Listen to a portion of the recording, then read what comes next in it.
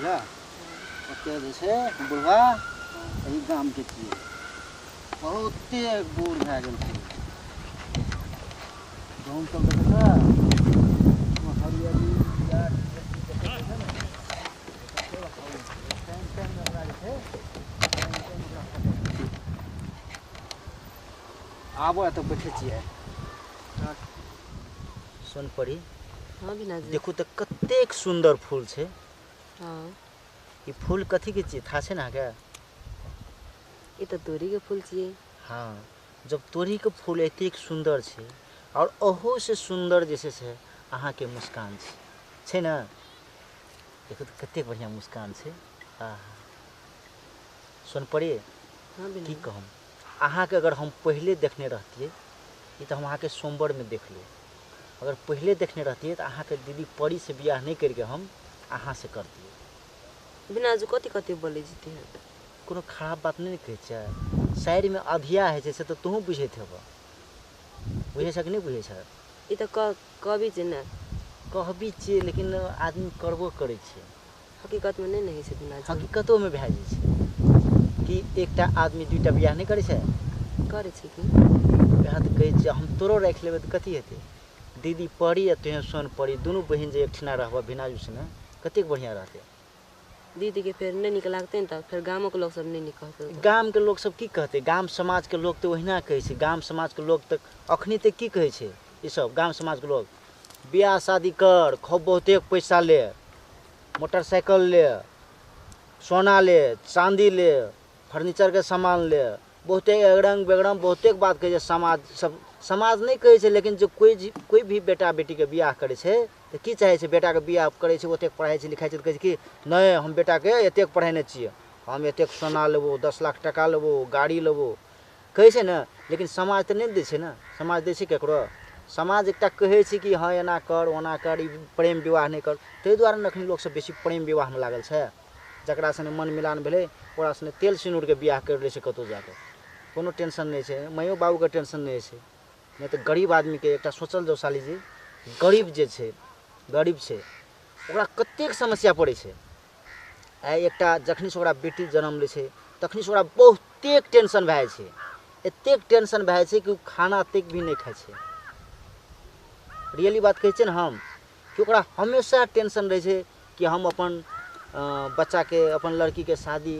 केना करबै कोन हिसाब से करबै कतबो कर्जा रहै छै लेकिन कोनो न फेनो घर तोरो बेच बिखन के जे छै से जगह जमीन बेच के भी शादी करै छै लेकिन वएह जे छै से अखनी प्रेम विवाह जो कर लै छै कोई तो ओहिमे नहीं न पैसा तैसा लगे छै पैसा तू ही कहत नहीं लेकिन एकटा बात तू बढ़िया बात कहला कि ठीक छै जना हम बियाह करबै दीदी छेबे करल छै तो हम करबै तो दीदी के नहीं नीक लागतै लेकिन ई प्रेम के कतऽ देबह देखो तो कतेक सुंदर छै अहाँ के तो हम देखते मन हमर मोहित भए गेल छलै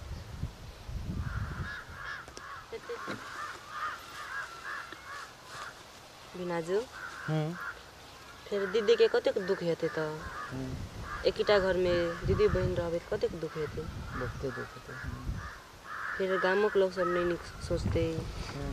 फिर तो हमरा आगे जाए नहीं हेतै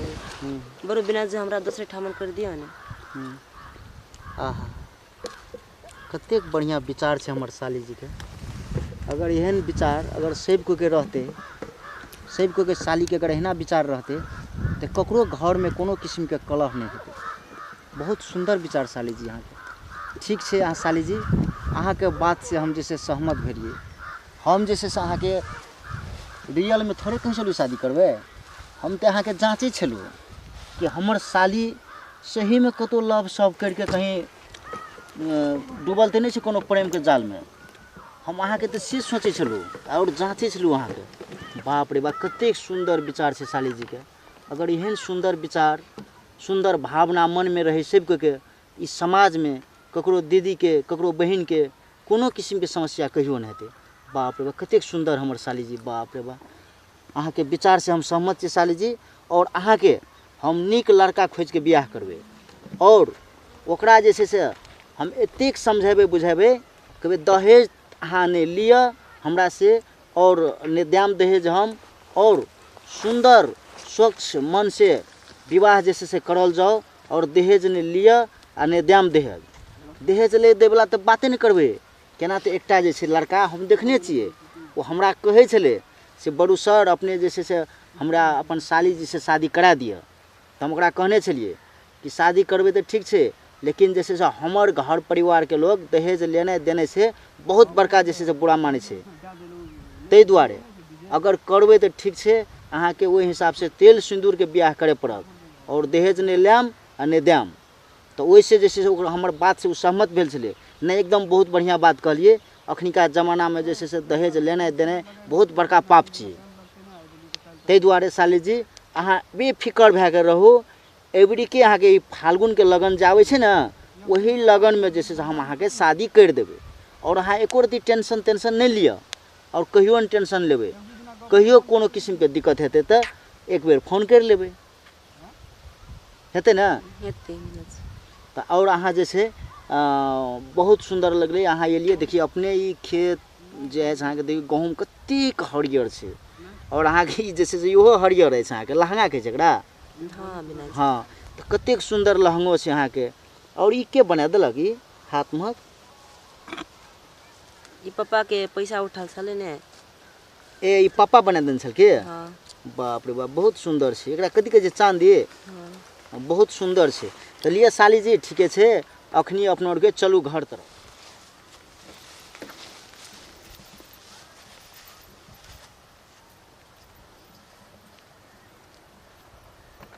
ले ओके।